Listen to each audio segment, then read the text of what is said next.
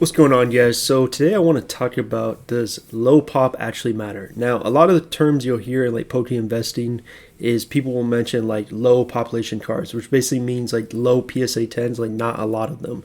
And a lot of people will kind of bring up that the argument that low pop doesn't really matter anymore because in the modern market, these cards are grading in PSA 10s in the thousands and they're selling for thousands of dollars. So I kind of wanted to kind of balance the line of when low pop is actually increased in value and when it doesn't matter. So essentially with modern cards, people don't really care about the pop. You know, if there's 10,000 in a PSA 10, the card is still sell for thousands of dollars. You know, the best example right here is Umbreon VMAX in a PSA 10 selling for almost $3,000. And then when you go to the pop report, there's over 14,000 PSA 10s. That's a lot of PSA 10s. And this is not just for Umbreon, this is for Giratina, Gengar VMAX. All the VMAXs, all of them are selling for over $1,000 at this point, and all of them have 5,000, 6,000, up to 10,000 PSA 10 examples, just like the Umbreon, very high population of PSA 10. And so a lot of people will use that argument to say that low pop doesn't matter anymore. And I will agree with that in the sense of modern. In modern, demand is key. If a card is in demand and popular and people want it, they don't care about the PSA 10s. They don't care how many exist. They just want the card. And we've seen that time and time again. The market doesn't lie.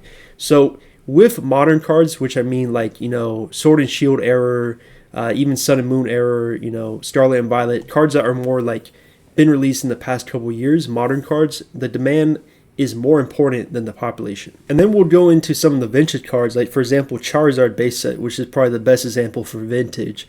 PSA 9, there's over 8,000. PSA 8, there's 12,000 graded.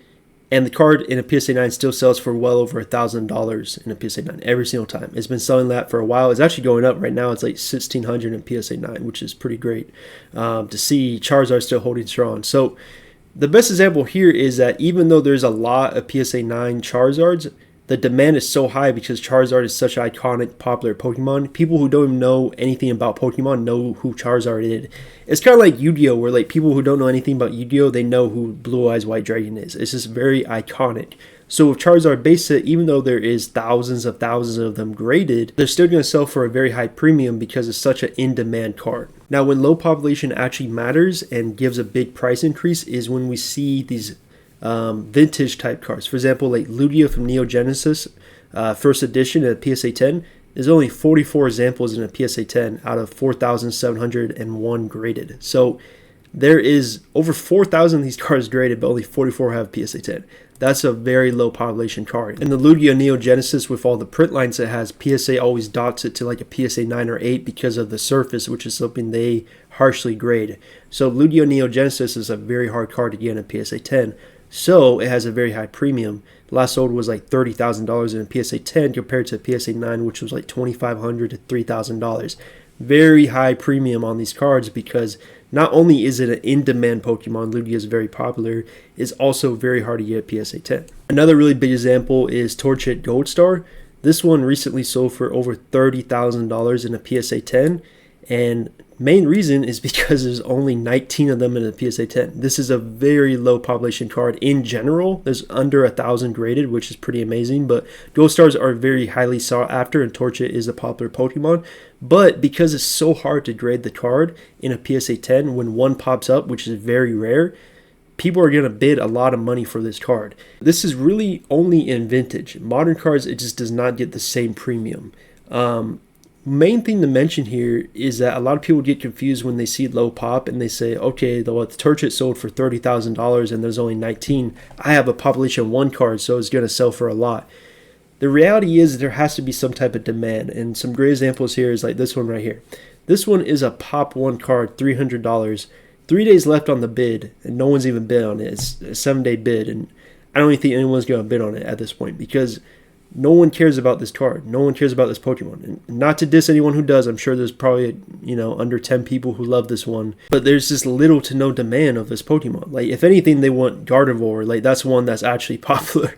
But Kirlia is just really not popular at all. And it's just one of those cards that, like, there's no demand for. So, yes, it's a pop 1 and that's really crazy to think about. There's only one in the world in a PSA 10, but it's probably because no one's draining it because there's no demand for it to sell.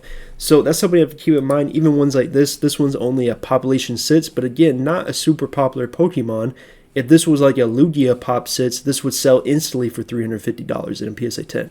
But because it's a Pokemon that's not very popular, again, sorry to diss anyone who loves this Pokemon, but it's the truth. It's not an Umbreon, it's not a Lugia, it's not a Rayquaza, it's not a Torchic. There's many Pokemon. It doesn't even have to be the top 3. It's not even the top 100 most popular Pokemon. There's not enough demand for this card to sell, even though it's low population. So that's something you really have to keep in mind, is even if your card is low pop and it's vintage, it really doesn't matter if there's not enough demand for it, if it's not a popular Pokemon.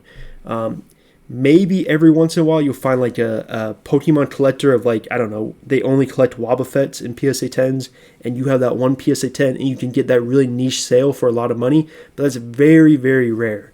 Like, most of the time you have to find cards that are popular Pokemon, and if they're in low pop PSA 10, there will be a premium. I see a lot of people say like, oh, I gotta pop one card, but it's some random Pokemon that like no one even knows. Like, it's not gonna have a premium, it's not gonna have the demand there.